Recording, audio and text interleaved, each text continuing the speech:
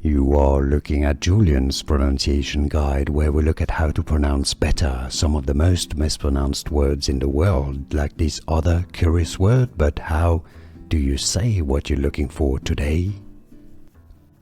Let's learn once and for all how to pronounce the name of this ancient goddess of love from Aztec mythology, the Nahuatl language. If you want to learn more names from Nahuatl, make sure to stay tuned. I've got more videos for you. You'll definitely want to learn from and listen to Xochiquetzal. Nahuatl pronunciation. How to pronounce Xochiquetzal. Xochiquetzal. In Spanish, it's usually pronounced quite similarly, Xochiquetzal. Xochiquetzal. In English, therefore, you can say it as Xochiquetzal. Xochiquetzal.